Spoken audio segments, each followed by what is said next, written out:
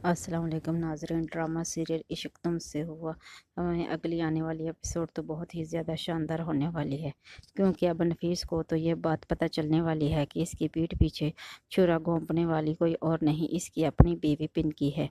क्योंकि पिंकी ने ही रईस को की बीवी के साथ मिलकर डील कर ली है कि तुम मेरे साथ मिल जाओ, हम दोनों मिलकर इस घर का सफाया कर देंगे और इस पूरे घर पे राज करेंगे। और तो और इस बुढ़िया को भी मैं जान से ही मार दूंगी। और रही बात सरैया की, तो सरैया को तो इस घर से हम निकाल देंगे, जिस पर ये दोनों बहुत ज़्यादा भाभियाँ खुश हो जाती हैं। खैर दूसरी तरफ अब सरैया अब जाती है जेल में अपने शोहर नोमी को मिलने के लिए। नोमी की हालत बहुत ही ज़्यादा ख़राब होती है। नोमी कहता है सरैया को कुछ ना कुछ तो करके मुझे बाहर निकाल लो, जिस पर सरैया कहती है नोमी मैंने सब कुछ कर लिया है लेकिन कुछ भी फ़ायदा नहीं हो रहा। खैर अब दूसरी तरफ नोमी कहता है तुम्हारे दो भाई हैं और इनकी इतनी ज़्यादा वाकफियत है, क्या किसी से सिफारिश करके या रिश्वत देकर मुझे बाहर नहीं निकलवा सकते। जिस पर सरैया कहती है नोमी तुम्हें क्या लगता है मेरे भाई ने कोशिश नहीं की। तो उन्होंने बहुत कोशिश की है लेकिन कोई भी काम नहीं आ रही। अब दूसरी तरफ गुल बहुत ही ज़्यादा मुश्किलात का सामना करने वाली है, क्योंकि गुल के घर में बहुत ही ज़्यादा नौशी ने तमाशा लगा रखा है। नौशी ने जब से बुशरा को ये कहा है कि नौशी ने जब से बुशरा को ये कहा है कि मैं अहमद को दूसरी बीवी बन जाऊंगी, बुशरा बहुत ज़्यादा हक्की बक्की रह चुकी है। बुशरा अब अहमद से इस हवाले से बात करने वाली है कि अब वो दूसरी शादी करे और वो भी नौशी के साथ।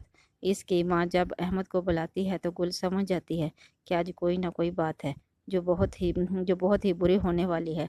खैर वहाँ पर ही गुल अहमद को रोक लेती है और कहती है अहमद आज मेरी तबीयत बहुत ज़्यादा ख़राब है, प्लीज़ तुम मत जाओ ना। जिस पर अहमद कहता है क्या हो गया है तुम्हें गुल। तो गुल कहती है ना जाने क्या हो गया है, सुबह ही से चक्कर आ रहे हैं, मैं तुम्हें दवाई दे देता हूँ। जिस पर वो कहती है नहीं मुझे लगता है कि मुझे तुम हॉस्पिटल ले चलो। जिस पर अहमद कहता है ठीक है गुल मैं तुम्हें हॉस्पिटल ले जाता हूँ।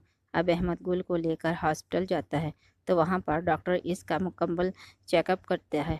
ये कहते हैं कि घबराने की कोई बात नहीं, जैसे ही रिपोर्ट्स आती हैं हम आपको बता देते हैं क्या हुआ है। गुल बहुत ही ज़्यादा घबराई होती है लेकिन अहमद भी बहुत ज़्यादा घबरा रहा होता है।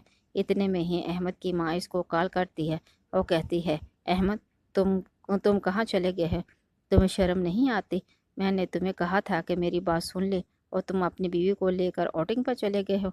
जिस पर अहमद कहता है अम्मी बस कर दे, मैंने आउटिंग पे कहाँ जाना है, मैं तो गुल को लेकर हॉस्पिटल आया हुआ हूँ। जिस पर इसकी अम्मी कहती है क्या हुआ है गुल को।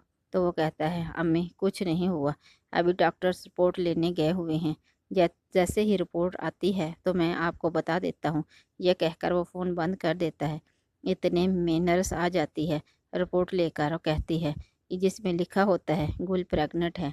ये बात जब अहमद सुनता है और गुल सुनती है तो खुशी से पागल हो जाती है।